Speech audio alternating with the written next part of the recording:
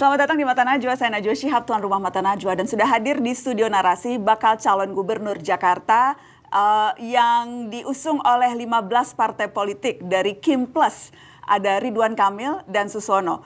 Terima kasih Kang Emil, terima kasih Pak Suswono sudah hadir di studio narasi. Sama-sama Mbak Nana. Apa kabar Kang Emil, Pak Sus? Alhamdulillah Alhamdulillah saya baik. Ini juga baru kembali tadi dari Jumatan. Jumatan dan Masih kemudian pakai baju ini. terima kasih Ya, sudah insyaallah. menyempatkan hadir Kang Emil, terima kasih. Sama-sama. Saya tahu lagi jadi suami siaga. Iya, istri saya tanpa diduga kena COVID. Menandakan COVID masih ada, walaupun lebih ringan karena kan semua udah punya vaksinasi ya. Iya. Cuman tetaplah, mari semuanya tetap jaga kesehatan. Hal-hal begitu masih ada menyertai, walaupun tidak seheboh dulu. Terima kasih sudah menyempatkan diri di sela-sela menjadi suami siaga untuk bicara soal politik. Hari-hari ini hari-hari politik Kang Emil. Drama politiknya terutama kalau kita bicara Jakarta, riuh rendah. Saya mau kilas balik dulu Pak Sus, Kang Emil. Saya mau kilas balik proses pencalonan sampai akhirnya 2 hari yang lalu Anda berdua resmi mendaftar ke KPUD. Sempat kan ada 2 surat tugas ke Anda Kang Emil, ke Jawa Barat dan ke Jakarta. Kemudian akhirnya dapat penugasan ke Jakarta. Sempat sebelum berpasangan dengan Pak Suswono, heboh dinamika berpasangan dengan siapa. Sampai kemudian pada saat deklarasi Anda bilang, ini proses bisa berdua sangat-sangat tidak mudah.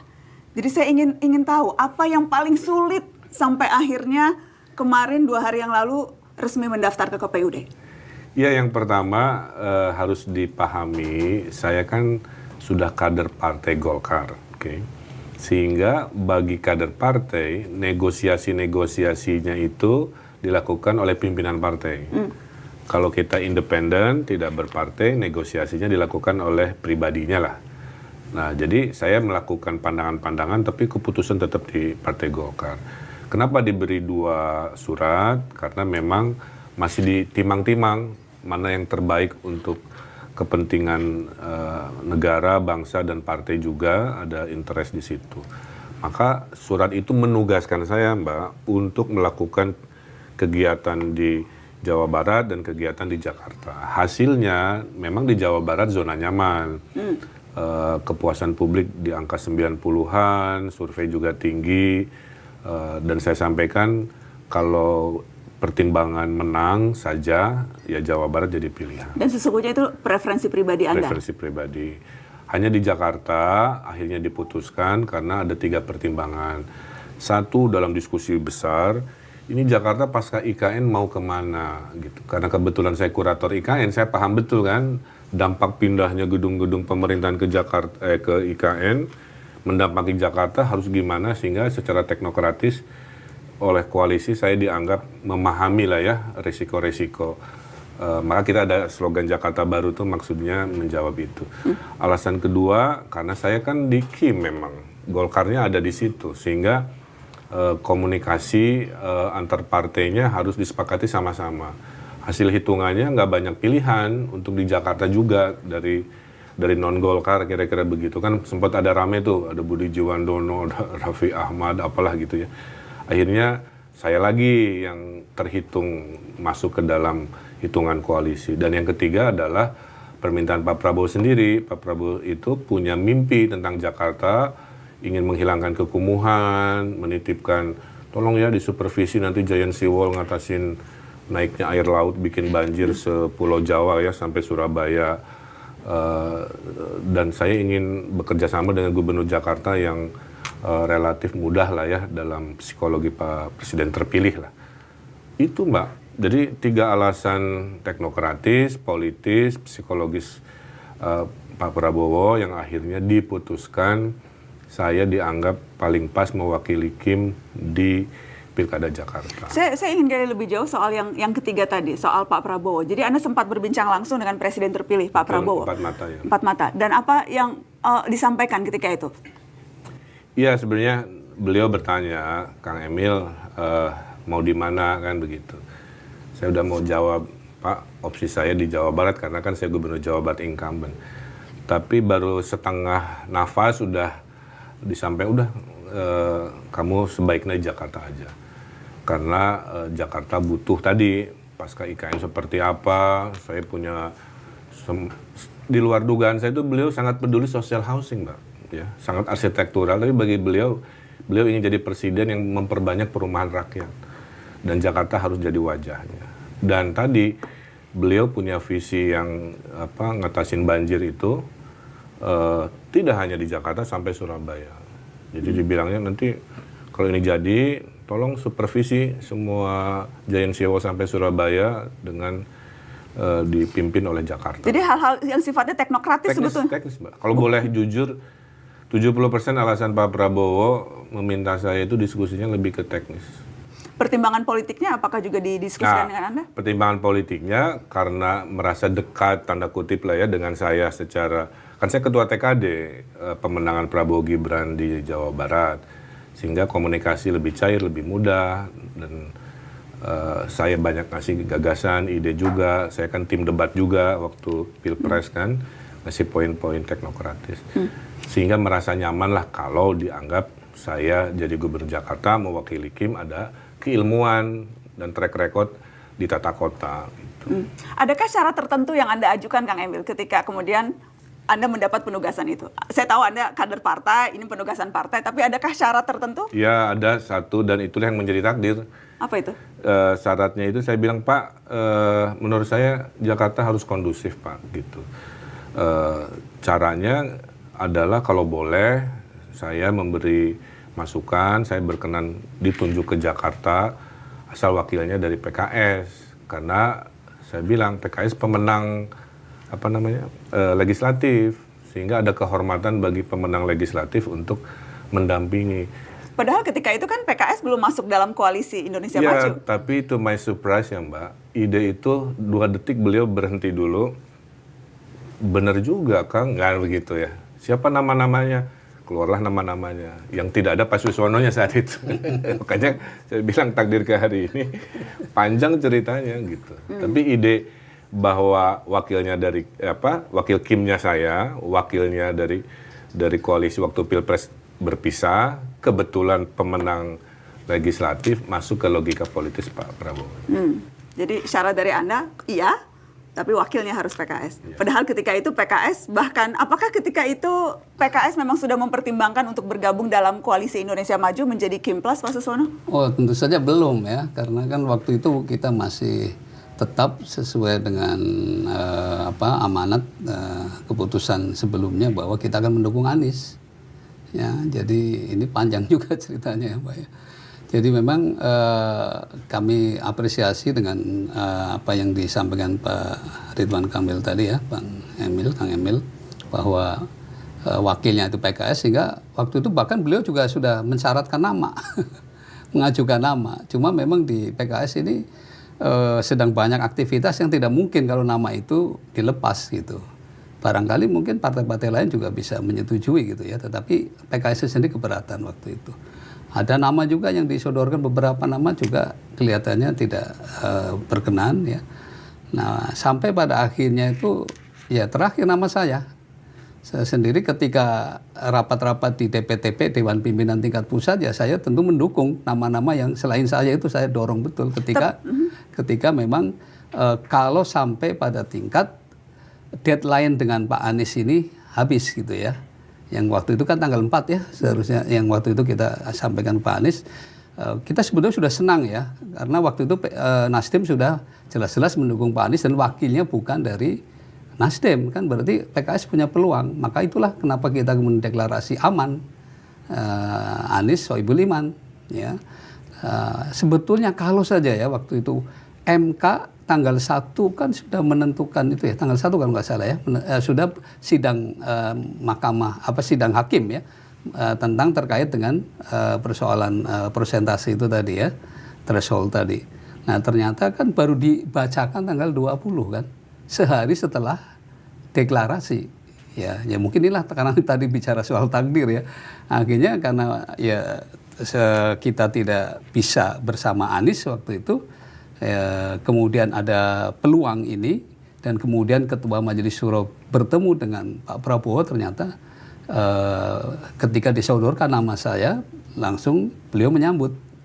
Ya, dan kemudian oleh partai-partai lain ternyata juga sangat welcome ya, karena kebetulan nama saya tidak asing lah dengan teman-teman, karena saya pernah di DPR, saya juga pernah jadi menteri, artinya alhamdulillah disambut dengan satu hal yang saya kira saya juga surprise gitu. Jadi pertimbangan untuk bergabung dalam KIM menjadi KIM Plus itu pertimbangan yang memang sudah dibicarakan di internal PKS sebelum keputusan untuk akhirnya tidak jadi mengusung Anies dan Sohibul Imam itu terjadi. Ya, tentu saja. Opsi-opsi itu sudah dipikirkan, termasuk opsi bergabung dengan KIM. Ya, tentu saja itu sudah bahkan di Majelis Syuro ke-11 itu juga sudah dimusyawarahkan bersama, dan keputusannya memang untuk bergabung. Ya, karena kita sudah melihat perjalanan selama 10 tahun di luar, 10 tahun sebelumnya di dalam pemerintahan, kan tidak ada oposisi kan, ada di dalam atau di luar pemerintahan. Nah, maka di pemerintahan sekarang kebetulan presidennya Pak Prabowo, dan Prabowo kan bukan siapa-siapa lagi kan, kita pernah dukung kan dua kali kan untuk mengusung beliau jadi presiden, kita pun ikut membantu menyusun visi misinya ya. Nah, sehingga dengan beliau sekarang existing, artinya memang presiden terpilih, ya kan berarti sejalan dengan apa yang sebelumnya dicita-citakan oleh PKS. Oke, jadi keputusan untuk menjadi bagian dari koalisi di Pilkada Jakarta itu hanya bagian dari keputusan besar PKS mendukung pemerintahan terpilih Prabowo Gibran. Iya, tentu saja begitu, karena memang tadi di Majelis Syuro ke-11 sudah memutuskan itu. Ya, tinggal bagaimana membangun komunikasi ya. Nah, sebetulnya tadi kalau Anda menggambarkan dinamika internal PKS. Oh ya, tentu saja. Riuh rendahnya, ada Dewan Pakar yang mengundurkan diri dan sebagainya. Bagaimana Anda menggambarkan riuhnya PKS ketika keputusan itu diambil, Pak Suswono? Ya, saya kira kan sesuatu keputusan pasti ada dari sisi pandang seseorang kan bisa berbeda-beda, bisa plus bisa negatif gitu kan. Tetapi itu kan di PKS kan kita mengenal ada strata syuro kan. Artinya semua itu dibicarakan di tingkat levelnya ya, dan level tertinggi dalam majelis keputusan itu di Majelis Syuro, itulah lembaga tertinggi kita di sana. Nah, maka ketika lembaga tertinggi di Majelis Syuro itu sudah memutuskan, maka pasti struktur itu akan mengikuti keputusan itu ya. Nah, tentu pada ya Dewan Pakar ini kan bisa perseorangan, bukan tidak selalu menjadi anggota PKS, Mbak.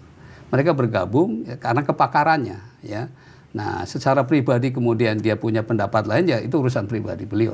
Tapi kan jumlah Dewan Pakar sebetulnya sampai 220 yang terlibat di PKS ini. Nah, kemarin kan hanya sebagian saja, hanya 13-an orang kalau tidak salah ya. Nah, yang kemudian menyatakan kekecewaannya dengan itu ya. Tetapi untuk kader-kader, struktur dan kader semua solid. Oke, saya ingin bertanya spesifik alasan kenapa PKS memutuskan untuk mendukung Ridwan Kamil sebagai sosok yang diajukan oleh KIM. Apakah karena memang mendapatkan posisi sebagai wakil gubernur atau ada alasan-alasan lain? Iya, tadi tentu kita ya di Jakarta kan kita berharap kalau toh Pak Anies yang maju waktu itu kan juga wakilnya dari PKS. Artinya memang itu sudah harga mati buat PKS untuk menjadi wakil di DKI atau di daerah khusus Jakarta ini. Ya, jadi memang itu sudah menjadi bagian yang kita tawarkan. Kalau memang kita bergabung dengan KIM, salah satunya ya termasuk adalah syarat untuk kita menjadi wakil di gubernur di Jakarta. Bahwa kemudian putusan MK tadi Anda katakan seharusnya dari awal begitu tanggal 1. Ya, kalau misalnya waktu itu tanggal 2 atau tanggal 3 dibacakan ya kan berarti PKS sudah bisa maju sendiri kan? Tapi bukankah waktu itu masih ada waktu untuk mencabut dukungan? Buktinya di Tangsel, di Medan dicabut dukungan dan mengajukan yang lain. Sudah deklarasi. Tanggal 20 udah deklarasi. 19 kan kita deklarasi. 19 apa 20? 20. Oh, tanggal 20 kita deklarasi. Kan tanggal 21-nya MK membacakan itu. Ya, dan kita kalau sudah tanda tangan tidak pada tempatnya PKS menarik diri. Jadi ini lebih karena sudah memberikan komitmen tanda tangan. Sudah tanda tangan. Yang terjadi di Tangsel dan Medan belum deklarasi, belum tanda tangan sehingga tidak apa-apa mencabut dukungan. Iya, kan waktu itu kalau di Medan juga sama prosesnya, Mbak ya. Kita sudah menunggu juga dengan Pak Edi Rahmayadi sudah berkali-kali sampai pada deadline-nya waktu itu nggak ada, juga belum dapat rekomendasi dari PDIP, kan PKS harus menentukan sikap ya. Pada akhirnya pilihannya cuma 2, kalau nggak Pak Edi, Pak Bobi kan. Nah, kemudian Pak Bobi kemudian kita sodorkan kontrak politik, beliau menerima 9 kontrak politik, beliau menandatangani, ya itu bagian dari komitmen kami. Nah, tetapi kan begitu kita kemudian mendukung Pak Bobi, besoknya kan keluar rekomendasi dari PDIP ke Pak Edi kan. Nah, jadi artinya ya itulah posisi PKS harus dipahami posisinya seperti itu. Yang jelas memang posisi PKS ini bagian dari sikap resmi PKS terhadap bagaimana bukan hanya di Jakarta tetapi melihat pemerintahan dan seterusnya begitu ya. Baik, Kang Emil, yang jelas kan memang konstelasi politik pengajuan calon di Pilkada ini kan memang berubah pasca putusan di MK yang walaupun memang sempat dicoba digagalkan DPR lewat revisi Undang-Undang Pilkada, tapi toh akhirnya kan kembali bisa ditegakkan nih. Saya ingin minta pendapat Anda melihat dinamika politik terkait Pilkada ini, riuh rendahnya hari-hari terakhir belakangan ini. Ya, pada dasarnya saya ini produk demokrasi.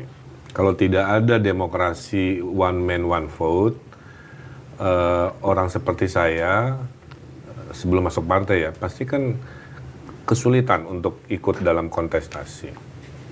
Waktu itu saya aktivis sosial, bikin komunitas kan, SCW juga lah ya, makanya tweet lamanya yang muncul lagi itu bagian dari saya masa lalu itu. Kekesalan saya, tidak saya hanya kumpulkan dalam bentuk jempol di pendapat di media sosial, akhirnya saya masuklah yang namanya pilkada. Ada pilihan independen atau partai kan begitu. Akhirnya saya memilih partai karena jadi pintunya tuh 3, Mbak. Ini waktu Wali Kota Bandung Wali Kota Bandung. Pintunya tuh 3. 1 sebagai kader partai dinominasikan partai. 2 independen. 3 independen tapi dinominasikan partai. Jadi waktu saya Pilwalkot saya ini independen dinominasikan partai. Waktu Pilgub saya independen dinominasikan partai. Waktu di sekarang saya kader partai dinominasikan partai. Waktu Pilwalkot hanya 2 partai, kebetulan PKS Gerindra. Jadi sebenarnya saya udah berpengalaman berkolaborasi dengan PKS. Waktu di Pilgub saya diusung 4 partai. Sekarang tanpa saya duga karena posisi kami ini tidak di level yang ngatur-ngatur negosiasi seperti saya bilang. Kalau kader partai yang ngatur negosiasi kan pimpinan. Ternyata partainya besar, 15 tapi yang mengusung 14. Karena Partai Prima nggak ikutan di Pileg 2024 lah. Nah jadi proses ke titik ini itu datang dari hal-hal seperti itu. Maka waktu kami deklarasi, kemudian besoknya saya nerima surat rekom dari PKS, wartawan kan tanya, Pak barusan gitu bahasanya kan, MK gini. Kan mindset saya sebagai dulu civil society kan langsung menyukai. Artinya keputusan nurunin persentase memperbanyak calon. Kalau memperbanyak calon, orang-orang tipe saya yang dulu, yang susah karena harus 20%, tiba-tiba kan bertebaran menjadi opsi banyak. Siapa yang diuntungkan? Proses demokrasi. Siapa yang diuntungkan? Warga. Pilihan jadi banyak. Waktu saya Pilwalkot, Mbak, 8 pasang, Mbak.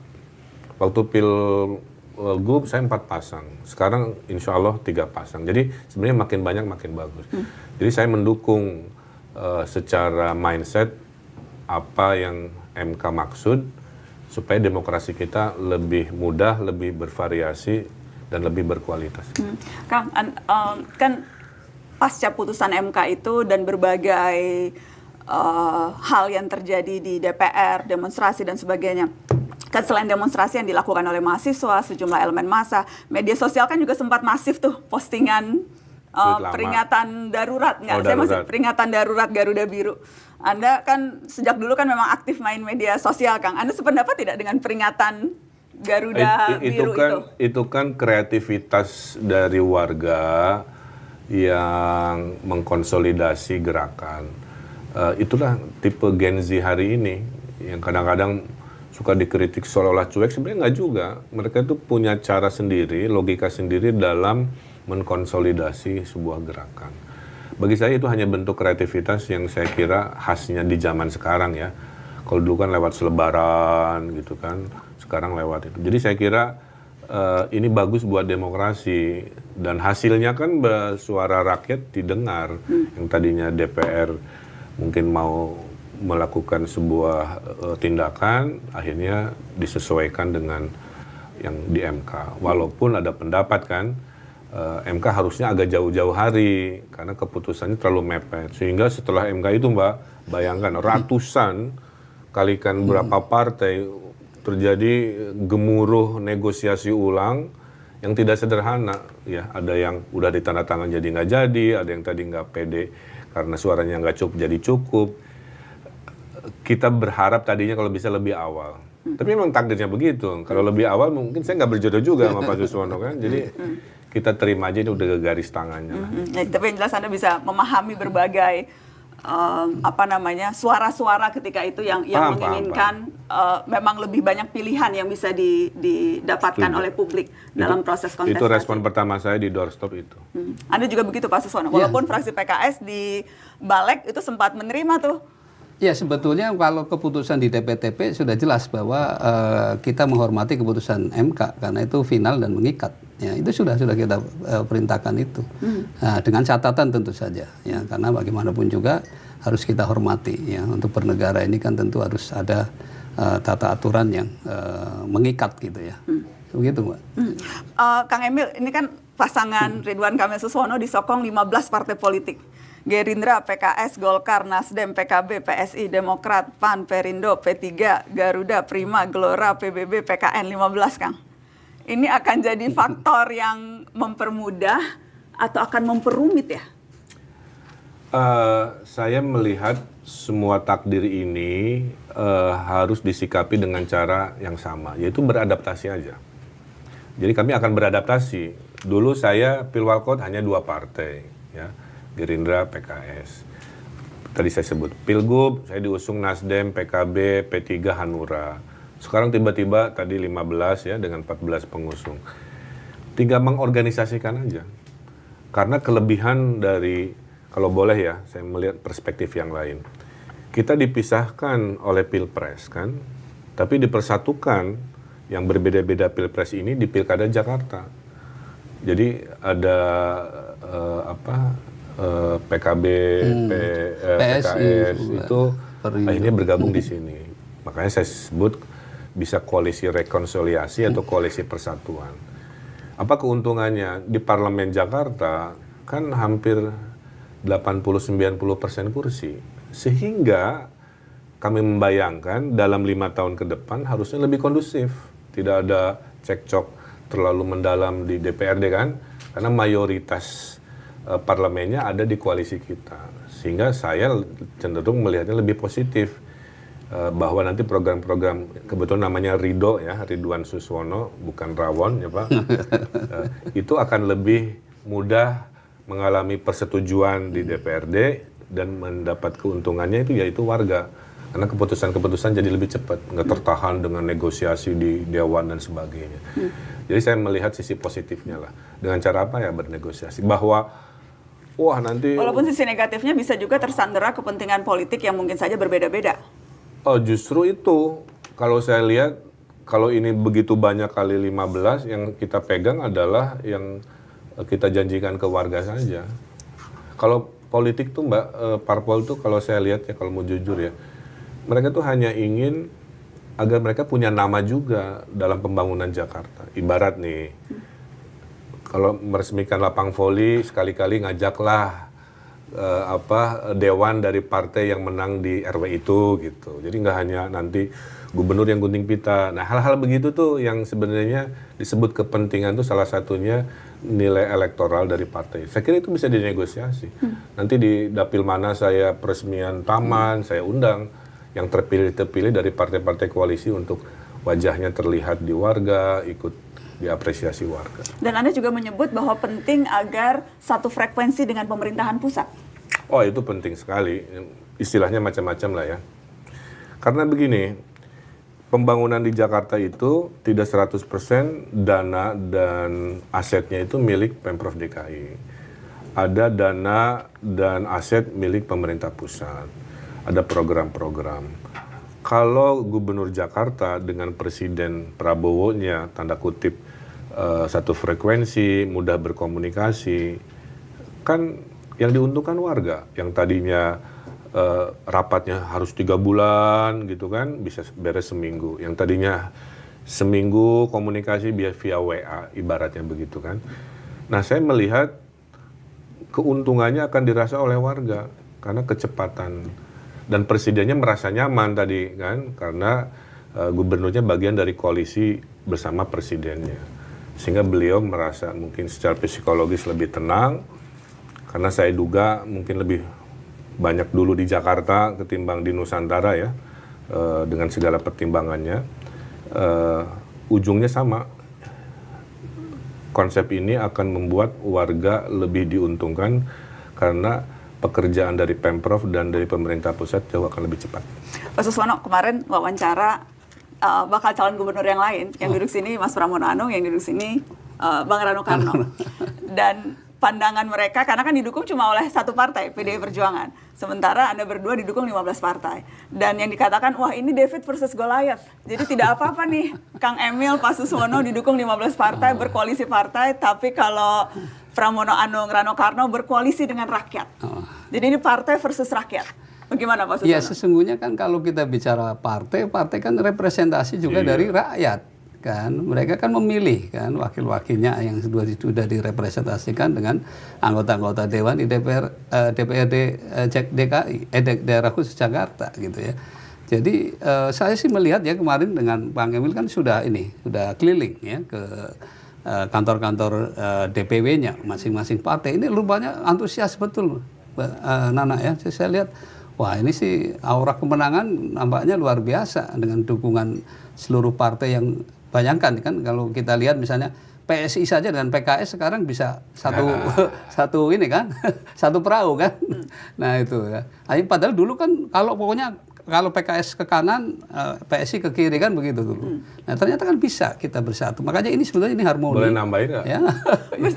Itu bisa bersatu karena apa? Ya artinya kepentingan bagaimana membangun Jakarta ini untuk supaya masyarakatnya itu bisa dilayani dengan baik, kemudian diberdayakan dan dibela kepentingannya.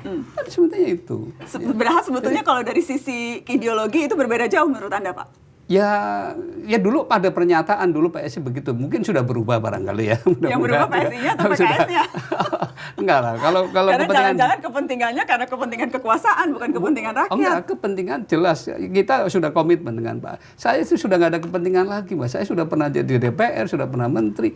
Nah, tadinya kan bahkan dulu waktu saya dipertugaskan untuk jadi calon Bupati Brebes, saya bersedia. Kenapa?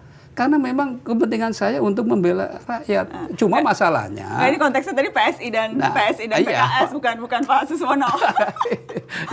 Itulah kenapa Mbak, koalisi kita disebut koalisi rekonsiliasi, koalisi persatuan. Dari ibarat nih ada ideologi di utaranya PKS dengan ideologi di selatannya PSI bersama di kita untuk kepentingan Jakarta Baru, Jakarta Maju dan seterusnya. Jadi tidak tepat kalau dibilang ini koalisi partai melawan koalisi rakyat. Lah Pak Pramono dan Bang Rano kan dari partai. Berarti kan suara rakyat yang diwakili partai, kami juga sama. Kalau mau pure suara rakyat ya independen kan. Betul-betul tidak ada irisan dengan partai. Saya kira nggak pas kalau didualismekan seperti itu. Makanya kan saya pernah menekankan begini, Mbak. Saya nggak usah khawatir apa yang dulu pernah kebaikan-kebaikan, ide-ide bagus dari Pak Anies, kita akan teruskan. Bahkan kita tingkatkan. Ya soal bantuan misalnya operasional tempat ibadah apa, nah, mungkin kita bisa tingkatkan. Juga subsidi-subsidi yang lain. Sangat memungkinkan sepanjang anggarannya memungkinkan untuk itu, dan saya kira memang DKI daerah khusus Jakarta ini luar biasa ya kalau kita lihat. Belum lagi nanti kalau inline dengan pemerintah pusat, dukungan dari pusat kan juga akan besar gitu ya. Nah jadi saya kira saya sih optimis ya, artinya dengan persatuan ini akan memudahkan untuk kita bisa ada akselerasi, termasuk nanti kebaikan yang pernah juga dirintis oleh Pak Ahok maupun juga Pak Joko Widodo dan sebagainya. Saya kira Pak Heru ya, terakhir ini saya kira kita tidak ada istilahnya akan menghapus hal-hal yang supaya peninggalan gubernur sebelumnya, enggak. Kita akan terus justru melanjutkan kebaikan-kebaikan mereka. Biar jadi juga amal ibadah buat para gubernur sebelumnya kan. Yang jelas kan memang ada 2 nama yang juga sudah mendaftar. Jadi dari PDI Perjuangan dan calon independen. Melihat kontestasi ke depan akan seperti apa kira-kira, Kang Emil? Kalau saya akan sangat tidak mudah karena Mas Pram itu personalitasnya jauh di atas saya.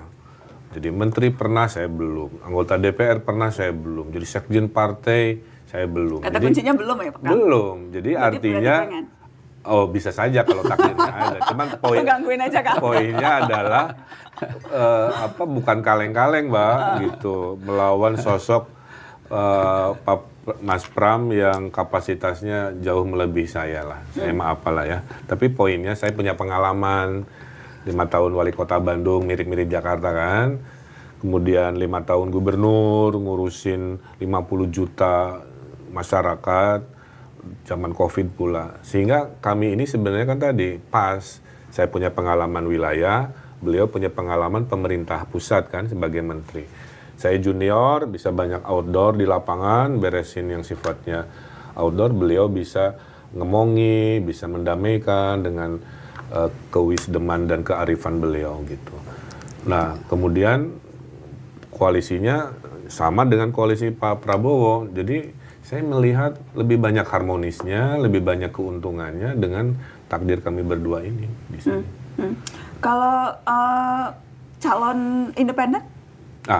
Calon independen juga bagi saya ya bukan kaleng-kaleng. Kalau kita lihat backgroundnya, satu Pak Dharma Parengkun tuh bintang 3, kan jarang-jarang bintang 3 kalau menjadi bintang 3 tanpa sebuah proses prestasi kan bukan lawan Melati 2 atau Melati 3, ini bintangnya bukan 1, bukan 2, 3. Kemudian pasangannya saya dengar Pak Kunwardana IQ-nya di atas 150, berarti kan pinter banget. Jadi jangan dulu menerka-nerka seolah-olah ini akan mudah. Justru menurut saya melawan orang pintar di independen, melawan orang lebih senior, lebih pengalaman di pasangan PDIP.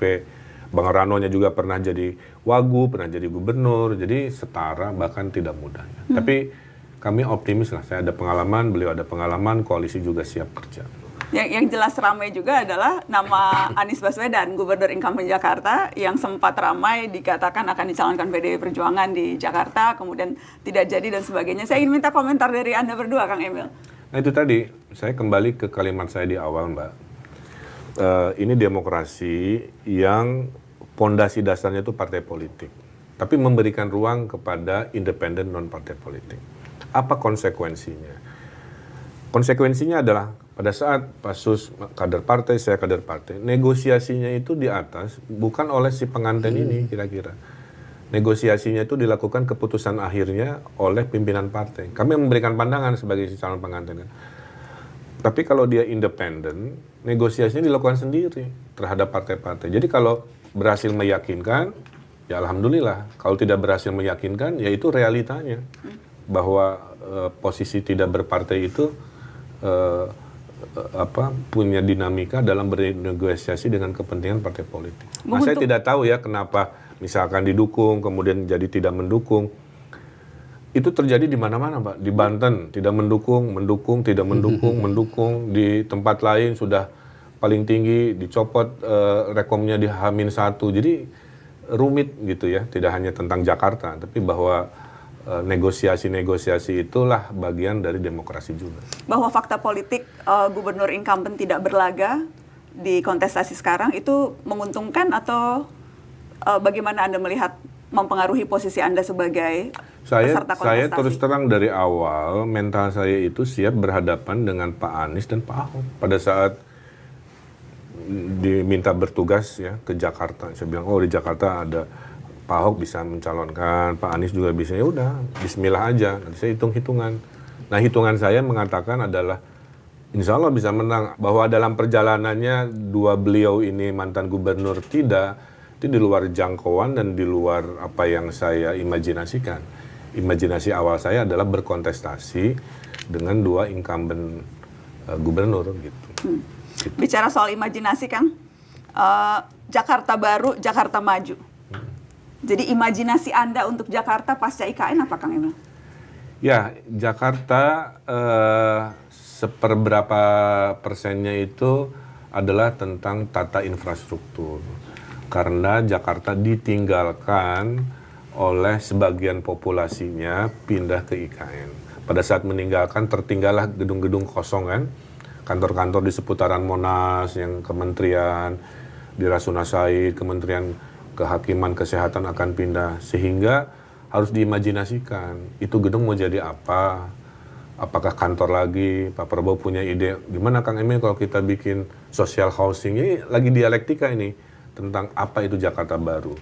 Plus Giant Sea Wall, Pak Prabowo sangat semangat untuk jadi solusi, itu kan imajinasi, karena Giant Sea Wall itu jangan membayangkan bendungan saja, nanti jadi kawasan, di dalamnya ada perumahan, ada sekolah, ada masjid, tapi sambil menangani masalah banjir dari utara. Kan butuh imajinasi, Mbak.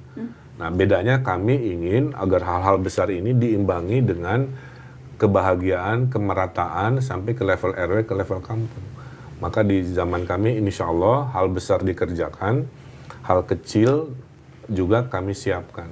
Termasuk hal-hal yang sifatnya spiritualitas. Karena hidup tidak hanya urusan duniawi, tidak hanya urusan materi. Kita ingin warga Jakarta itu bahagia, apapun level pendidikannya, merata pembangunannya. Kita ada program anggaran buat RW misalkan nanti, sehingga pembangunan tidak hanya kinclong ibaratnya di tengah kota, tapi sampai ke kampung-kampung juga mengalami ruang perubahan yang luar biasa. Itulah yang disebut Jakarta Baru, yaitu kota global dengan syarat-syaratnya, penuh karya-karya inovatif, berkeadilan, dan ujungnya mensejahterakan. Kang, ada yang menarik dan juga sempat bikin rame ketika Kang Emil mengusulkan atau mengatakan soal ide net zero lifestyle, hidup kerja di satu lokasi. Jadi kalau orang tinggalnya di Kelapa Gading, kerjalah di Kelapa Gading, nongkrongnya juga di Kelapa Gading. Kalau tinggal di PIK, kerja di PIK, nongkrongnya di PIK. Jangan tinggal di sini, kerja di sana. Itu kemudian juga sempat ramai itu. Terus, lu ngapain katanya nyari kerja ke Jakarta orang Bandung? Ini banyak salah paham, Mbak. Ya, itu saya ingin minta jadi apa maksud Anda ketika kalau pindah itu? kota namanya migrasi. Itu tuh teori buat komuter, orang ulang-alik gitu ya. Komuter itu orang yang kerja di sini, kantornya di sana. Apa yang menyebabkan kota Jakarta macet? Jarak dari rumah ke tempat kerja jauh. Oke. Karena jarak dari tempat kerja ke rumahnya jauh, terjadi ulang-alik atau commuting. Yang mayoritas kan pakai mobil. Akibatnya mobil banyak, motor banyak, terjadi kemacetan, terjadi polusi, hilang kebahagiaan. Karena stres kan. Hilang budaya makan pagi karena nggak keburu. Hilang budaya makan malam karena juga keburu malam dan seterusnya. Nah, yang saya maksud itu adalah sebisa mungkin teori memisahkan rumah dan tempat kerja terlalu jauh itu dihilangkan dengan konsep baru, yaitu kerja dan tinggal dan berekreasi kalau bisa di satu tempat. Saya punya teman, Mbak, orang Kelapa Gading, hidupnya bahagia. Kenapa? Dia tinggalnya di Kelapa Gading, kerja ngantornya di Kelapa Gading, nge-mallnya di Mall Indonesia di Kelapa Gading. Dia ke Kemang kalau kepepet aja, dia ke Sudirman Tamrin kalau kepepet aja. Nah, maksud saya, contohlah si teman saya ini kan. Itu pasti orang kaya tuh, Kang. Enggak juga, kan di sana ada teori perumahan yang 20%. Di situ. Yang 20% itu. Yang lain apalagi anak-anak muda nggak sanggup, Kang, punya rumah di tengah kota, tinggal kerja di situ, nggak ada duit, Kang. Saya hanya menganalisa bahwa ini problem. Apa solusi dari pasangan Ridho? Kita akan bikin perumahan di tengah kota, yang perintah Pak Prabowo itu. Di atas pasar, di atas stasiun Manggarai, di Dukuh Atas, di mana kan tengah kota, di atas sungai, di atas jalan, belum ada peraturannya, tapi di luar negeri sudah ada, namanya air rights, membangun di atas existing infrastruktur. Apa yang terjadi, Mbak Nana, imajinasikan ya, tiba-tiba di Dukuh Atas saya bikin apartemen di atas sungainya itu ya, untuk kepentingan publik dan menengah bawah, maka dia yang gaji UMR tinggalnya di Sudirman Tamrin, turun kerja ke gedung Darmala ini kan, begitu pulang jalan kaki karena dekat, uang dihemat, nggak ada polusi karena nggak pakai motor, dia bahagia masih ada makan pagi, jadi bisa. Nah, konsep live, work, and play ini akan saya dorong di 5 tahun mendatang. Saya hanya menganalisa bahwa hari ini gara-gara tempat kerja jauh dari rumah, terjadilah permasalahan polusi, stres, dan kemacetan. Menarik. Tuh, bisa sangat solutif, Mbak. Gitu ya? Gitu, iya. Oke, Dan tentunya masih banyak gagasan dan program-program lagi, dan saya mudah-mudahan nanti akan ada kesempatan untuk membahas itu di waktu yang lebih panjang, Kang. Tapi ini karena masih di awal dan belum lagi masuk masa kampanye, jadi saya masih mau menyimpan tuh berbagai gagasan Kang Emil dan Pak Suswono. Saya masih mau bahas yang rame-ramenya, Kang. Iya, boleh. Rame soal Persija, Kang Emil. Iya. Saya mau nanya nih, aku udah bikin nih pertanyaan spesifik soal Persija. Siap. Seberapa penting Persija bagi Jakarta dan bagi program-program Anda sebagai calon pemimpin Jakarta? Aku sampai nulis pertanyaannya. Gini Mbak, sepak bola suka tidak suka adalah olahraga paling populer. Oke, saking populernya fanatismenya tinggi. Mbak Nana tahu ada 50 anak muda meninggal dunia gara-gara sepak bola. Mungkin sekarang lebih gara-gara Kanjuruhan. Sefanatis itu yang namanya budaya sepak bola. Oke. Nah, jadi harus dipisahkan dalam konteks, kamu dulu pendukung sana, sekarang pindah ke sini, nggak bisa kami terima, nggak ada masalah. Karena gubernur dan wakil gubernur ini kan adalah profesional. Jadi waktu kami datang ke tempat baru, kami harus dengan adab dan santun mempelajari di rumah baru ini ada apa aja.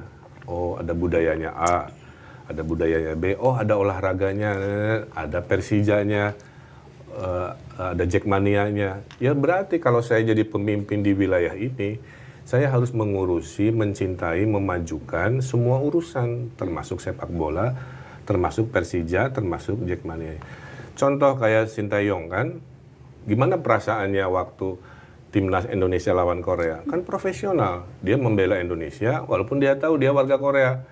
Gitu kan, Jurgen Klopp. Jadi antara Liverpool analoginya Kang Emil gimana nih? Karena kan aku tahu Kang Emil itu sebetulnya bobotoh. Jadi bukan cuma karena Kang Emil mantan pemimpin Jawa Barat, bukan cuma karena Bandung. Emang hatinya kan emang dari dulu bobotoh kan Kang Emil. Sintayong lah ibarat saya menganalogikannya tuh? dengan Sintayong aja. Ditugaskan di negara lain, masa kecilnya cintanya ada di sana, pada saat ditugaskan oleh sebuah tugas, dia memajukan, memenangkan yang ditugaskan. Saya memang lahir di Bandung, kan bisa dibohongin. Saya mencintai karena lahir di sana. Pada saat ada takdir nanti, saya harus memilah-milah itu. Maka sebagai gubernur Jakarta, pasti yang saya majukan adalah Persija dan turunannya. Ada Jackmanianya, ada apa gitu. Kalau kata supporter nih Kang, bisa ganti istri, bisa pindah agama, tapi nggak boleh pindah klub bola. Supporter tuh ada yang kayak gitu Kang.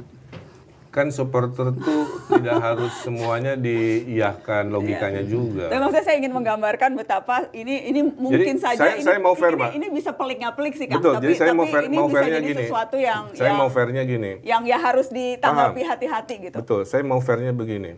Saya tidak akan menggunakan isu ini untuk kampanye. Ya. Nah itu poinnya. Ya, banyak kemudian yang khawatir ini karena kan Pak Ridwan jangan ketemu kan? kami Persija, nggak masalah.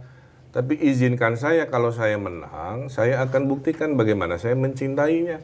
Tapi setelah proses kampanye yang penuh sak prasangka dengan segala tadi kontroversi atau dinamikanya, saya paham. Jadi saya menahan diri selama kampanye. Kalau memang, tapi kalau sudah terpilih, ya masa menolak orang yang mau memajukan, mau mencintai, mau bikin program, kan begitu. Tapi selama kampanye Anda tidak akan menggunakan, tidak akan mempolitisasi. Dan menurut saya juga nggak bagus kalau mempolitisasi. Karena ini Jackmania kan ceruk suara yang nyata nih. Saya udah hitung, tidak semuanya bisa kita menangkan, tidak semuanya bisa kita raih sesuai yang kita harapkan. Terlalu kompleks Jakarta ini. Kami berkoalisi dengan dramanya, terus datang dari klub bolanya beda, memang kompleks gitu. Tapi kami fokus dulu pada hal yang fundamental, yaitu memenangkan pesta demokrasi. Dan nanti kan ada kesempatan dialog Mbak, ya. Artinya kan kita akan bertemu, bicara, ya. Dan saya kira kalau Pak Suswono kan Jackmania juga. Ya, tentu saja kayak Pak Jokowi kan dari Solo PSIS kan.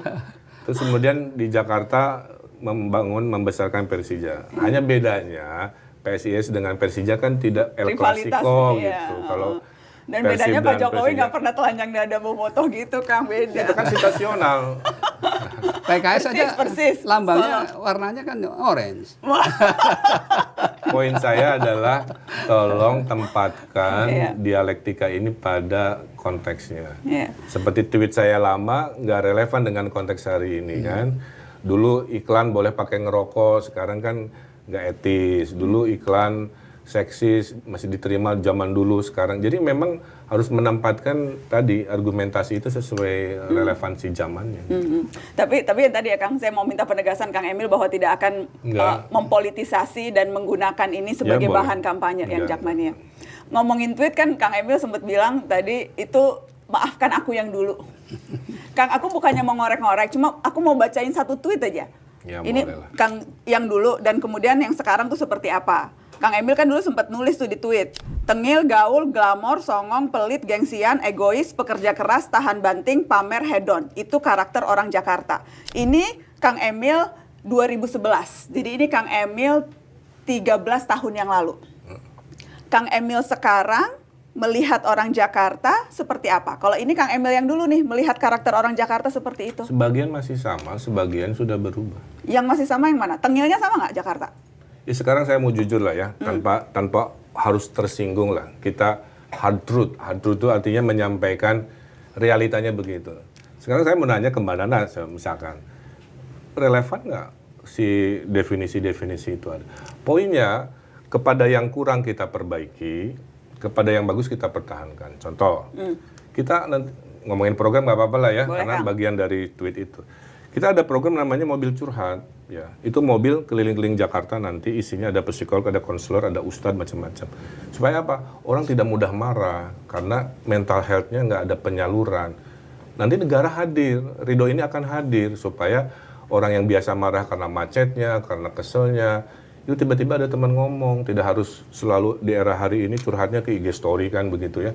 Nanti ada negara hadir. Nah itu kan menyelesaikan beberapa image yang mungkin songong apa menjadi lebih ramah, lebih rileks, lebih nerimo, lebih religius dan lain sebagainya. Jadi bagi saya yang kurang-kurang kita sempurnakan, yang baik-baik kayak pekerja keras, dibandingin seluruh wilayah Indonesia, orang Jakarta kerjanya jagoan luar biasa gitu.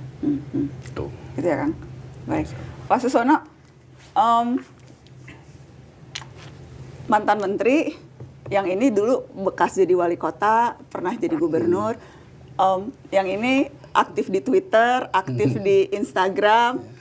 Apa kira-kira yang bisa Pak Suswono kontribusikan? Bukan hanya pada saat nanti jika memang terpilih, tetapi dalam proses kampanye sekarang, Pak.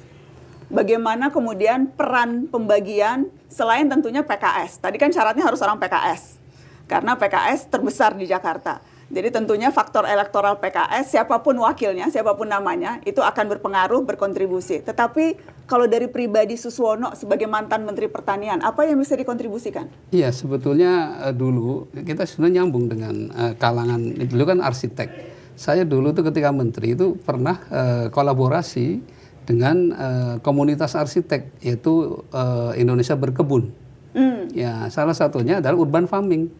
Ya. Nah itu ternyata kalau didata wilayah Jakarta itu ternyata masih banyak lahan terlantar. Dulu kita gerakan yang namanya programnya KRPL, Kawasan Rumah Pangan Lestari.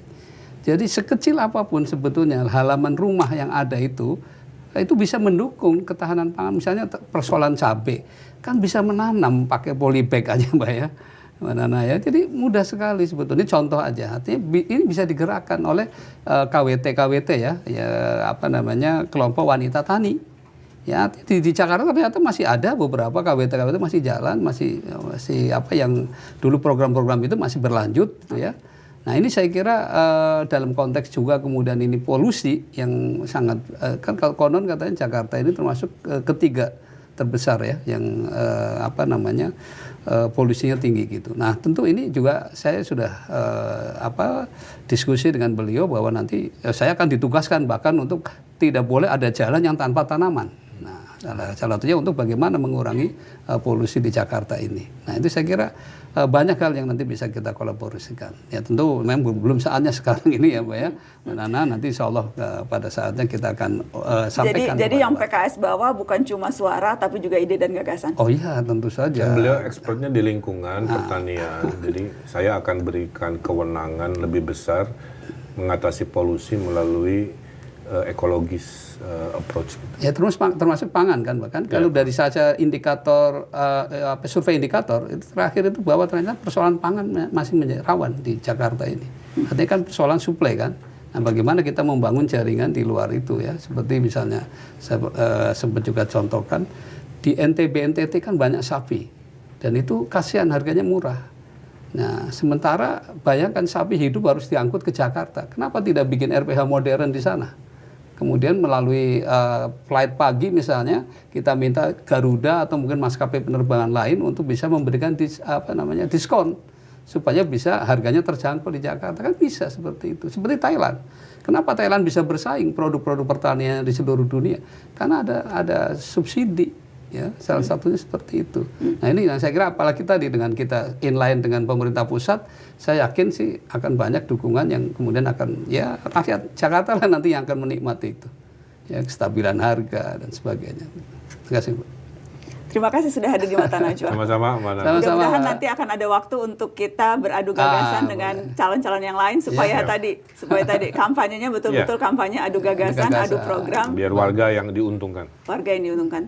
Terima kasih sekali lagi Kang Sama-sama. Emil. Terima kasih sekali lagi. Selamat berjuang, selamat berkampanye. Terima kasih. Terima kasih sudah menyaksikan Mata Najwa. Assalamualaikum. Waalaikumsalam warahmatullahi wabarakatuh.